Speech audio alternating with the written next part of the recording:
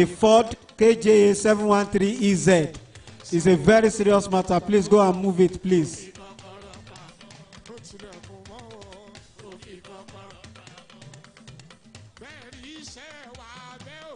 That's Alabi Sarat Abidemi, cake mixer.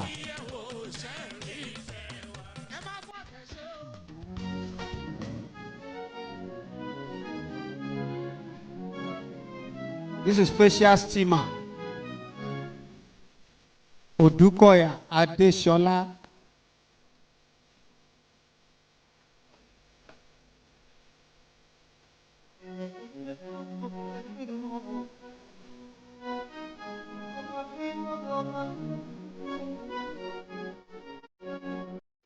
This special steamer can reduce your age by about 40 years.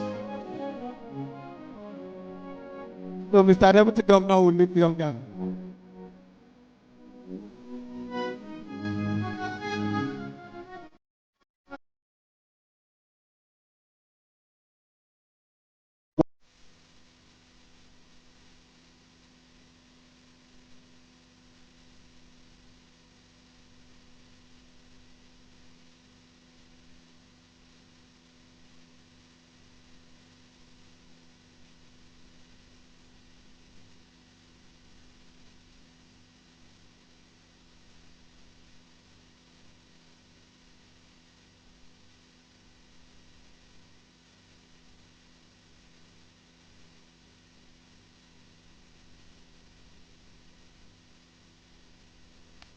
Bẹ̀rẹ̀ níjà ọlọ́wọ́ gbọ̀ngbọ̀rọ̀ tí ń gbọmọ rẹ̀ lọ fi ayé.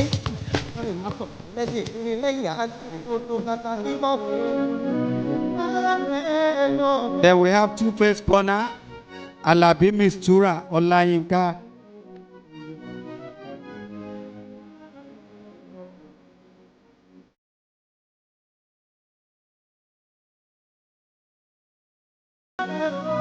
Two-face corner for Petras Alabi Mistura Olayinka.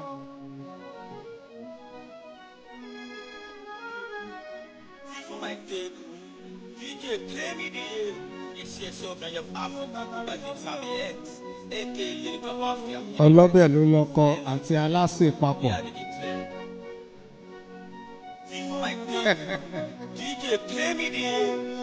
Party Jollof, thank you so much. We take Stony Machine, Babalola Adedoyin. Stony Machine, Babalola Adedoyin. We should be getting ready with hair dryer for Lorunsho Omolola.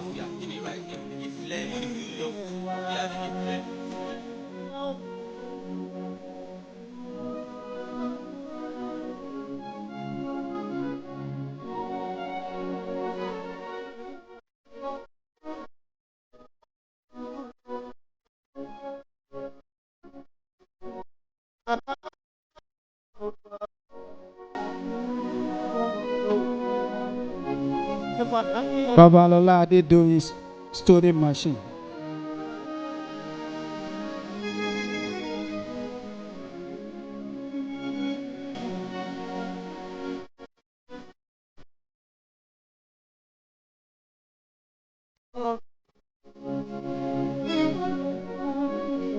Hair dryer for Lorunsho Omolola.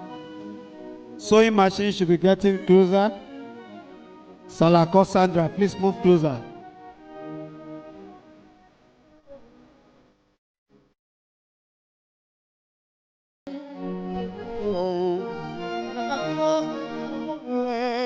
That's hair dryer for Lorunsho Omolola.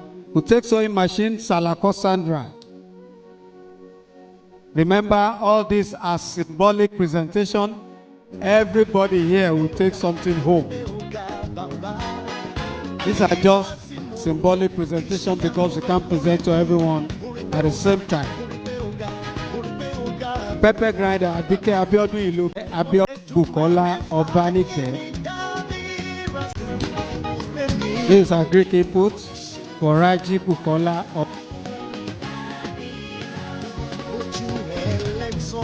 Lasisi Amida. Barbie Kids Lasisi Amida.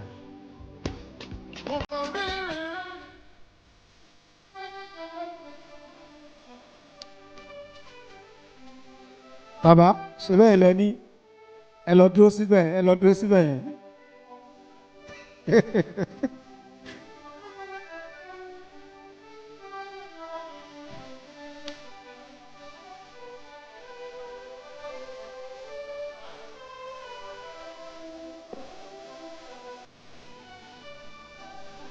Bàbá ẹ wo fọ́tò bí bàbá ẹ wo bí. Ẹ ṣé ẹ ṣé. Then we have left cash grant. Cash grant for Ibrahim Obafunso Bolanle.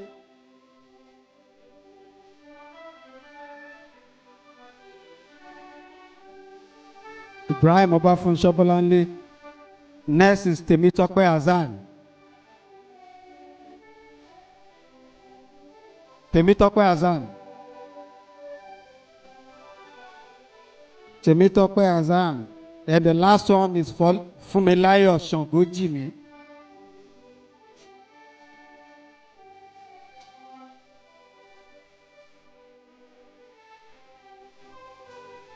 Temitope Azan. And the last is Fumilayo Shongojimi. Fumilayo Shongojimi.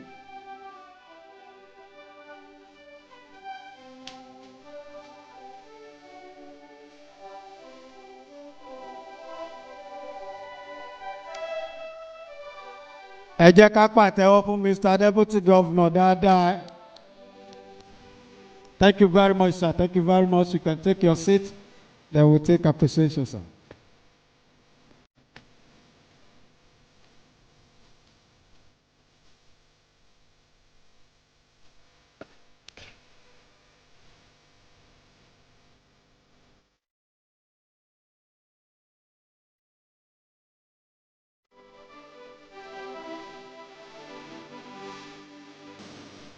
Thank you very much. Thank you very much. Distinguished ladies and gentlemen, now we take appreciation from one of the beneficiaries before we move the vote of thanks. So, ní orúkọ gbogbo àwọn tá a máa gba nǹkan bí lẹ́ni ẹnìkan máa sọ̀rọ̀ lórúkọ gbogbo wa. Ẹni tó dẹ̀ máa sọ̀rọ̀ náà ni Lasisi Amida tí wọ́n gba barbing kit.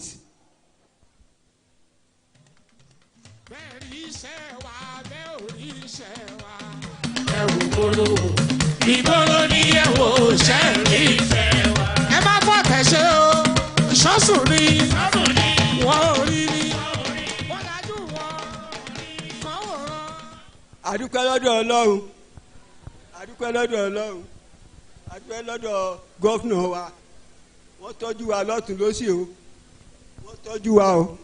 Kọ́lọ́run wà pẹ̀lú wọn, ilé wọn ó dáa, kọ́nà wọn ó dáa o, títí wa náà má bàjẹ́ o. Ẹ ṣeun. Bàbá ní àwọn dúpẹ́ lọ́dọ̀ Ọlọ́run, wọ́n dúpẹ́ lọ́wọ́ gọ́fúnà pé kílé wọn kó dáa, kí ọ̀nà wọn kó dáa. Torí tí iná ṣe dúpẹ́ wa pàtẹ́wọ́ fún wọn. Thank you very much. Now for us to take the vote of thanks, I would like, before the vote of thanks, we would like Small Doctor to come and do something for us. Small Doctor, where are you? Chairman, Small Doctor.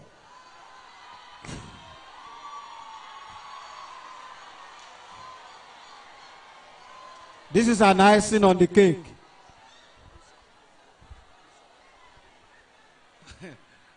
Ẹ̀yin mọ́mí mi gúra ẹ ká san o, ẹ ká san o, ẹ máa jèrè wá lágbára Ọlọ́run o. God bless you. Kudos to Mr. Governor and my commissioner. See, obìnrin bí ọkùnrin ni wọ́n ẹ ṣáà ti rí. So God bless you guys. I want you guys to utilize all of these things they are handling to you, and you know, gbogbo alẹ́ máa jèrè lágbára Ọlọ́run o. Kíní yìí kò ní ṣekú pa yín o. God bless you. Thank you very much. Ìyanu máa ṣẹlẹ̀. God bless you.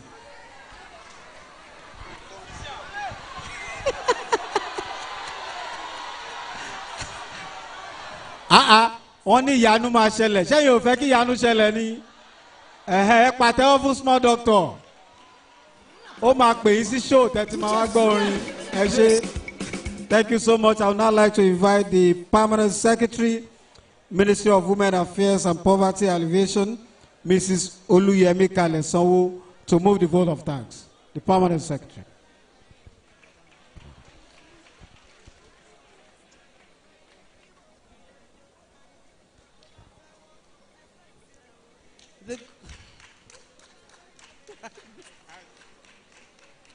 The Governor of Lagos State, Mr. Babajide Olushola Sanwo-Olu, our dear father, he's been here to say his good wishes to us before leaving, and left another good and dear father of us, Deputy Governor of Lagos State, Dr. Obafemi Hamzat, to continue the program. Thank you so much, sir.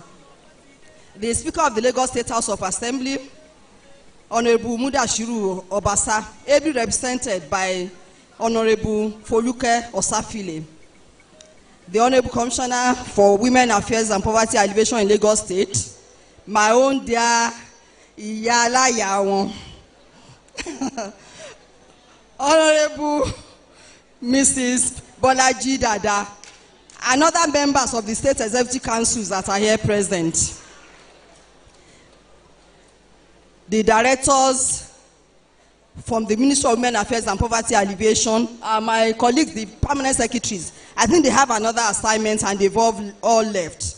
The directors and heads of departments in the Ministry of Women Affairs and Poverty Alleviation, especially the director in charge of this program, Mrs. Oluwatoyin Salami, well done.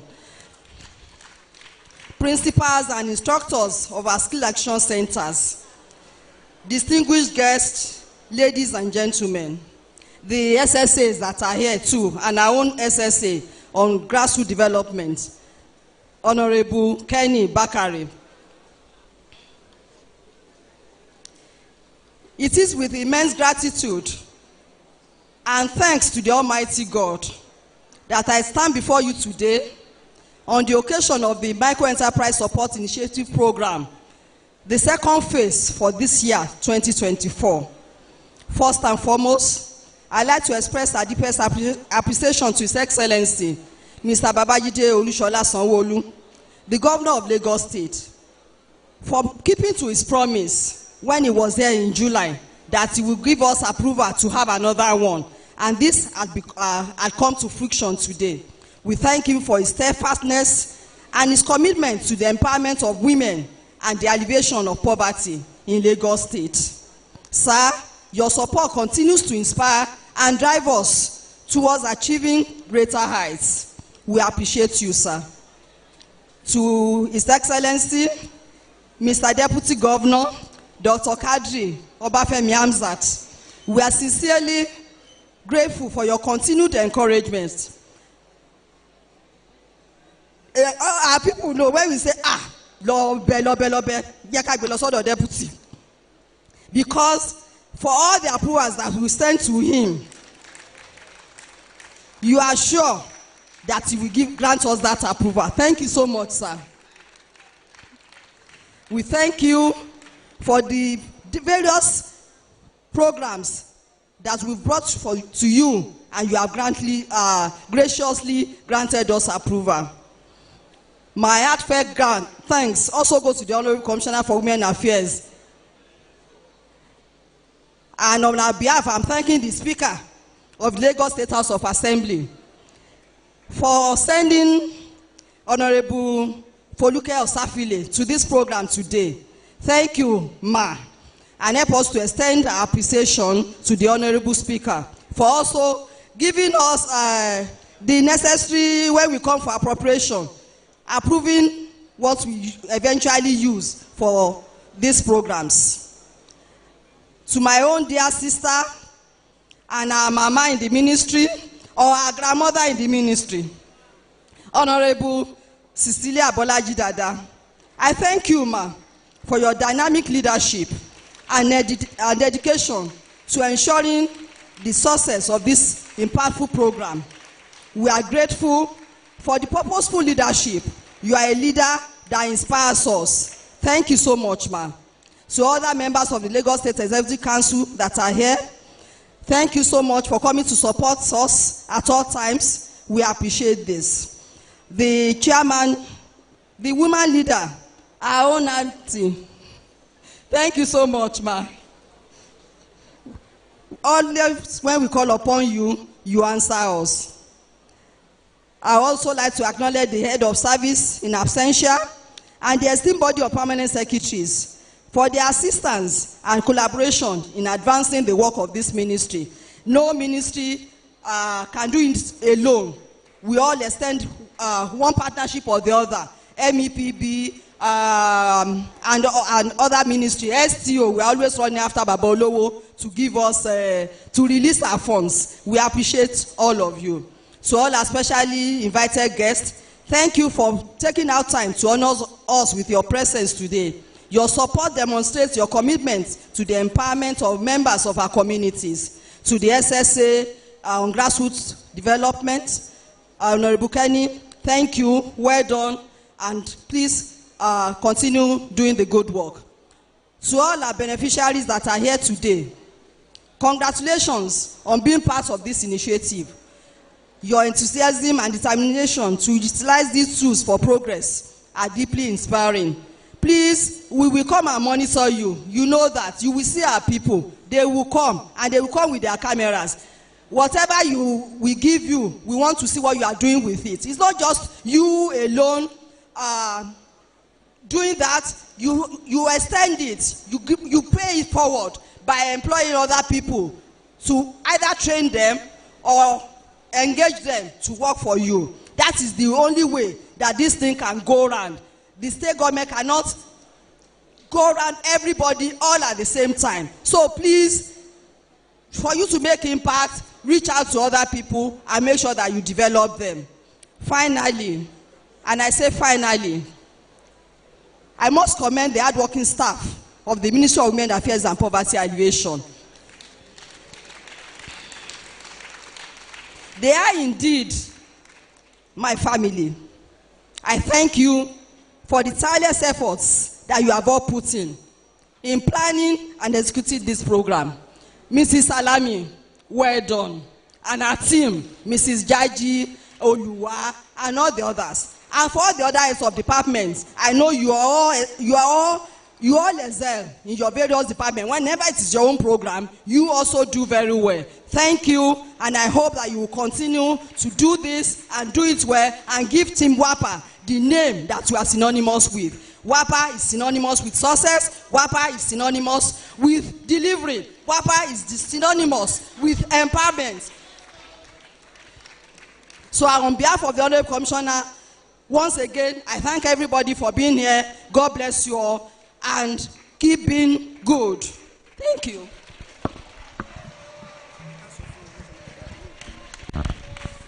Please, please, please. After our daddies and our mommies, after they leave, please sit down. You are going to collect your items here today. Once you have your sleep, just stay where you are. They will attend to you one after the other. People they are on standby. And for the people taking cash grants, just wait. We are here. You will get your alert right here now. Just sit down. If you don't get your alert, you are here. You don't get your alert, don't go. We will sort it out. Thank you. Thank you very much. PS wa sọ pé kẹ́ jókòó tí àwọn.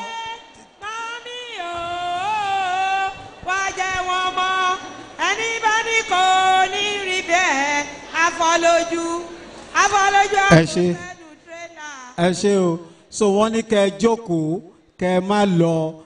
Gbogbo yín pátápátá lẹ máa gba nǹkan yín kẹ́ tó kúrò bí.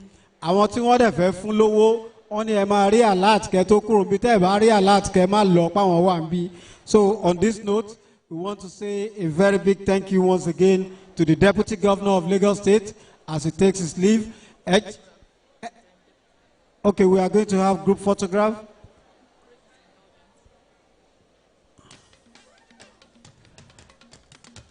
I crave the indulgence of the Deputy Governor to have a group photograph with all ESCO members here present and other members of the top table.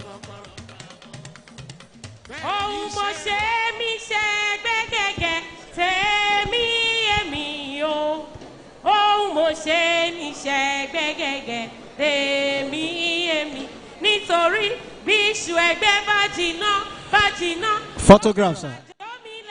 Photograph, sir. bọ́ọ̀mù ẹgbẹ́ bá wọlé kó má má lẹ́wí síta o mo ṣe mi ṣẹgbẹ́ gẹ́gẹ́ tèmi èmi ẹ bá mi pa Musa kí n gbọ́. Ọ̀gá wọn ní kẹwàá lókè ìjẹsà.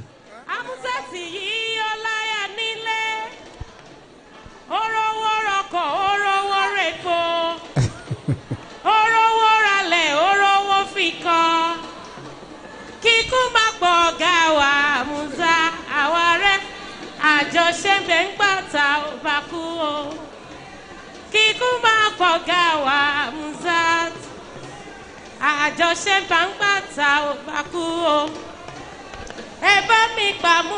Thank you very much. Ẹ jẹ́ ká dìde ká fi àtẹ́wọ́ ká fi yẹ deputy governor wá sí bí wọ́n ṣe ń lọ o. Directors from WAPA, please step forward. Directors from WAPA.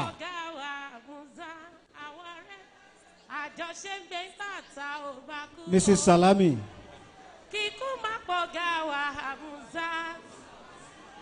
Àjọṣe gbé tàtà ò bá kú o. Ẹ bá mi pa Amuzat kí n gbọ́. Amuzat yìí ó láyà nílé. Orówó rọkọ̀, orówó rèpo. Orówó ralẹ̀, orówó fikọ́. Kíkú má pọ̀ gá wa Amuzat. Àjọṣe gbé tàtà ò bá kú o. Kíkú má pọ̀ gá wa Amuzat àjọṣe ń bẹ ń gbàtà ò bá kú o. Ṣé ń rí iṣẹ́ wa abẹ́ ò rí iṣẹ́ wa ẹ wò gbòòrò wò ìgboro ní ẹ wò ṣé rí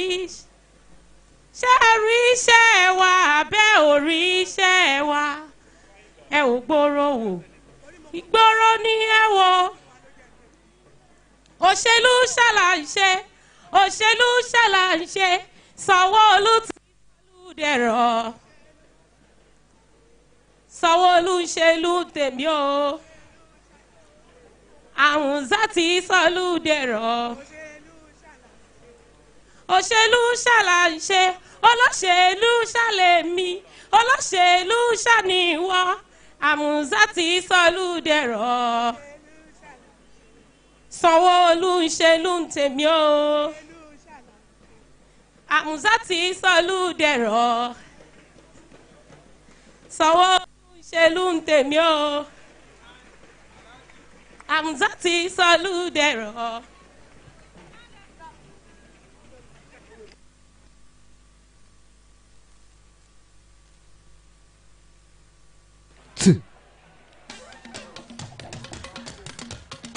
Sanwó-Olú tilẹ̀kùn mọ́ ó fi kọ́kọ́rọ́ pamọ́ ó tilẹ̀kùn mọ́ ó fi kọ́kọ́rọ́ pamọ́. Bẹ́ẹ̀ rí iṣẹ́ wa bẹ́ẹ̀ ò rí iṣẹ́ wa ẹ wò gbòòrò ìgboro ní ẹ wò ṣẹ́ rí iṣẹ́ wa. Ẹ má fọ́ tẹ̀sẹ̀ o ṣọ́sùn ni wọ́n ò rí ni wọ́n dájú wọn kàn ó rán bẹ́ẹ̀ rí iṣẹ́ wa bẹ́ẹ̀ ò rí iṣẹ́ wa.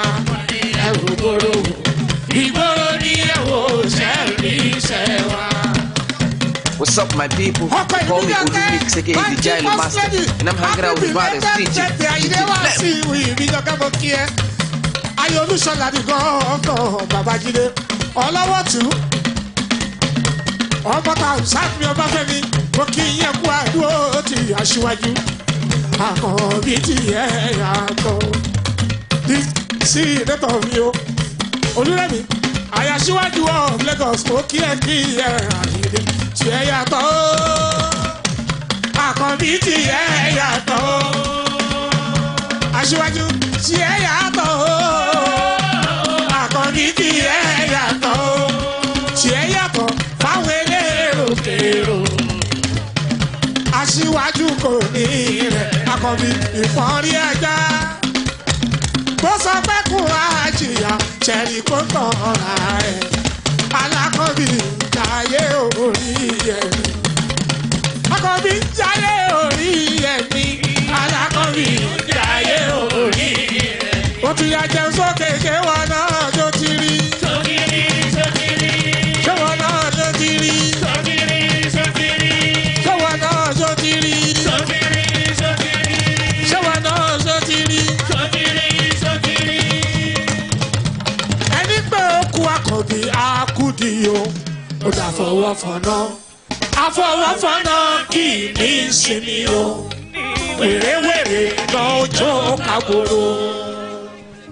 Akọbí ọ̀tá ẹ ọ̀tá wa ni.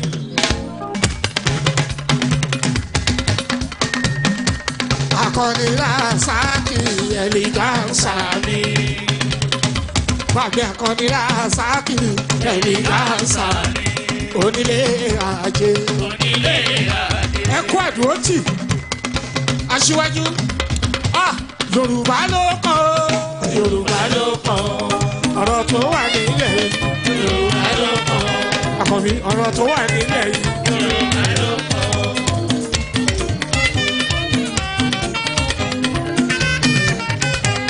Ọ̀rọ̀ tó wà nílẹ̀ yìí. Yorùbá ló kàn ó. Ọ̀rọ̀ tó wà nílẹ̀ yìí. Yorùbá ló kàn ó. Ọ̀rọ̀ tó wà nílẹ̀ yìí. Yorùbá ló kàn ó. Máyégún ló sọ bẹ́ẹ̀. Yorùbá ló kàn ó. Máyégún.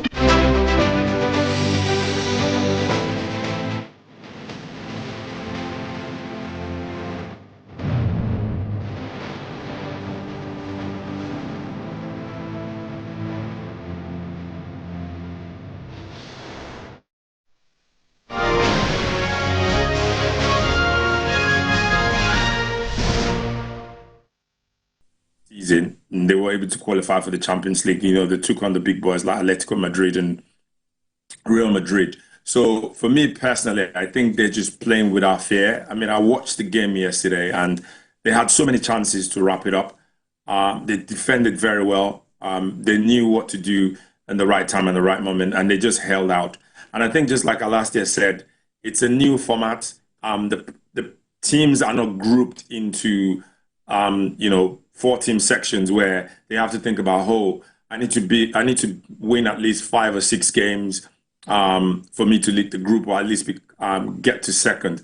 It's like a free-for-all. So everyone's in teams, and that's what's happened to Brest. They're fearless. They think they can take on the big boys. Yeah, let me just put you on the spot before we take a look at matches coming up later tonight. With what we've seen of Brest so far this season, do you put out a soft spot for Brest? Yeah, I mean, I think it's hard not to, right? The story is just incredible. And, I think like most football fans, I love the story of the underdogs. And look, if they can squeeze into the top 8, they don't have to play that playoff. Like Jide said, I'm under no illusions. I think once we get to the knockout stages, the big guns will come out and the likes of Real Madrid will kick into gear. But whilst the story is continuing, I'm enjoying it. And I think that's kind of what football is about, enjoying the story as it goes. Enjoying the story about Brest. And Jide, you have any soft spot for Brest? Look, I like a fairy tale. When Morocco did it at the World Cup, we loved it. When Nigeria did it in 1994 and got to the second round of the World Cup for the first time of them participating, we all loved it. So we all love a fairy tale, and I think we all want to see small teams become successful, because it just makes the football family more exciting. It makes it more sort of aspirational. Like, teams can now dream. Who says that a team from Gibraltar can get into the Champions League next season? So yeah, I have a soft spot for them, I should say. Well, it's so good to see that some of the smaller teams, with the new format, have the opportunity of playing arguably the biggest teams in world football. Well, if you've just tuned in, you're watching the program Sports Desk, still taking a look at the UEFA Champions League matches will be played later tonight from North London, where Arsenal will welcome AS Monaco. And also you have City traveling to Turin to face Juventus. Well, taking a look at them action, attraction from Spain, Atletico Madrid will be up against Slovan Bratislava. Lille in France will lock arms with Sturm Graz. AC Milan will be up against Red Bull Salzburg, will be up against Red Star Belgrade, I beg your pardon. Arsenal welcome AS Monaco. Bologna of Italy travel to play Benfica of Portugal. In Germany, it's Borussia Dortmund who will welcome Barcelona. You have Feyenoord against Sparta Praha of the Czech Republic. You also have Juventus locking arms with Manchester City, which is huge, and VfB Stuttgart welcome Young Boys. Well, Jide, let me start with you. Arsenal, AS Monaco, not London precisely. What do you expect? I think I expect it to be a tightly contested affair. Both teams enter this fixture with similar records. At the moment, they're tied on points. The only thing that is differentiating both teams on the table is their goal difference. Arsenal particularly has not really hit the gears that you expected them to hit this season.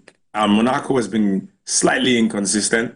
I think it's going to be a close one. But looking at the way things are at the moment, given Arsenal's home advantage, I mean, they're playing at the Emirates, they're slightly favorites. However, once you say that, you know, Monaco's capacity to just kind of score against top teams, you know, they've done it this season, makes them very dangerous on the counter. So I think Arsenal needs to be worried of that. But if you ask me, I personally think that Arsenal might edge this just by a goal or two. By a goal or two. Well, Alastair, what's your take in North London? Injury worries a nightmare for Mikel Arteta, but then they are playing in front of their home fans against a French side, AS Monaco. Yeah, I think, like Jide said, I think Arsenal will be the favourites. Yeah, they're missing one or two players, but I think you also have to look at Monaco. They're missing some really important players. I think of Dennis Zakaria. You know, Wilfried Singo's going to miss the game through suspension, and you know, I really like this Monaco team. I think they have so many attacking talents. I think of the likes of Akliouche, Ben Seguir. You know, Birel Mbolo is getting on a bit, but he's still a brilliant talent. But, you know, Arsenal have just become this machine. Yes, I agree with Gita. They haven't performed to the kind of same levels we've seen the last couple of years, but the way in which they're able to grind out results. I mean, we even saw them over the weekend and even in the game against Manchester United, when they can just get set pieces, kind of grind these results down. So as much as I would love to see Monaco have a go at them, and I think they certainly can trouble this Arsenal defense, I think it will be cagey. I think it will be a low-scoring game, and you have to favour Arsenal. I think Monaco will do well to get a draw. Another tie tonight is in Germany. Borussia Dortmund welcome Barcelona. Jide, Barca playing away from home? Well, again, this is going to be a tight game. The stakes are going to be high. Both teams will have the aspiration of securing progression. Let's make no doubt about that. Dortmund has showed like some really inconsistent moments in their domestic campaign. They've dropped points in games that you expected them to dominate. Barcelona as well, they've been, recently their form has kind of dwindled a little bit. You know, Real Madrid is like chasing their tails in the league. I mean, they beat Real Madrid 4-0 this season, and everyone was thinking they were going to blow the La Liga out of the waters, but it doesn't look like that. And when you see when you look at where Barcelona is actually on the table at the moment as well too, you will expect them to be in the top two, but they're not. So a team like Borussia Dortmund will come, you know, and play Barcelona with no fear. If you ask me, I think a draw is plausible based on their form. However, some individual brilliance, you know, talking of players like Lewandowski and Rafinha, you know, and the likes of them, they can just come in, you know, and score goals. And I think personally, if you ask me, it could end in a draw. But I think a moment of brilliance could somehow determine the game in favor of Barcelona because they have the players that can do it. Well, Alastair, finally from me, let's talk about Manchester City. There will be away at the Allianz Arena in Turin, this time around against Juventus Football Club. And Pep